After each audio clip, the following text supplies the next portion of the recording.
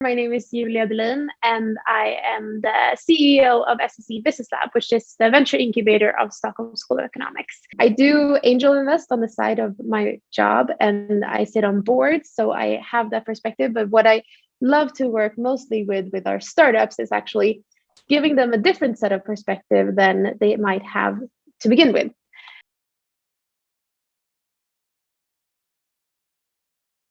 I saw that there were a lot of the same kinds of people that came in through our doors, and I wanted to make way for more people who didn't look and think just like everyone who was in our office.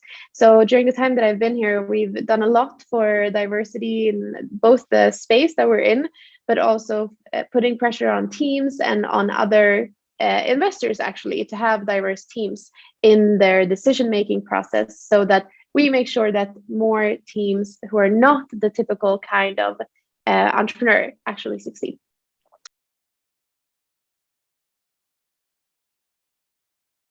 We have to also strive for creating something better and go out of our comfort zone and be bold and trying to really find a way to solve problems that are worth solving. And for that, you need courage and you need boldness, and that's our value.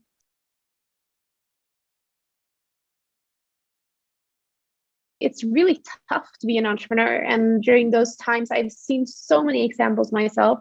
During those times when it is tough, it's really problematic to be one person only, because you're going to have a tough time managing all the struggle and emotions that you go through. So really finding someone that you can sort of bounce that off of it is really important.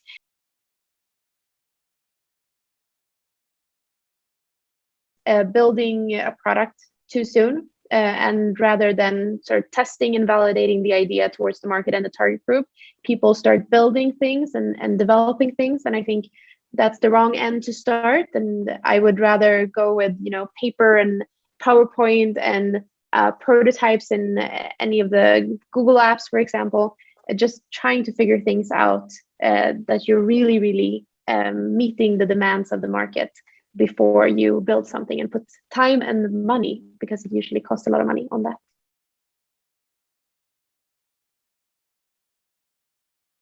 Tip one is building relationships, and I'm sure everyone agrees with me on this, that really everything that we do in the venture world it's not attracting capital, it's building relationships to have a mutual exchange. And it's a partnership. And everyone says that once you have an investor on board, you basically marry that person, because you're not going to be able to sort of cut things off just like that, right?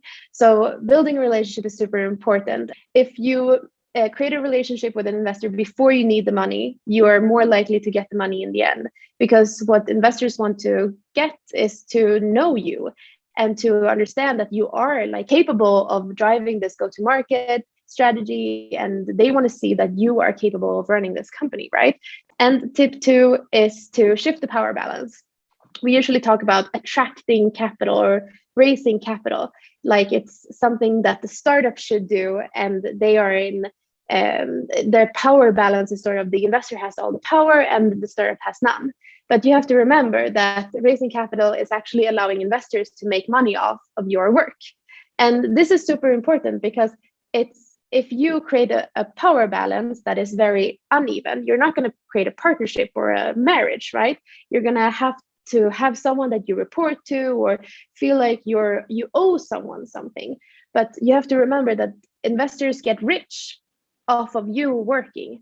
And this is something that you should consider when you go into meetings.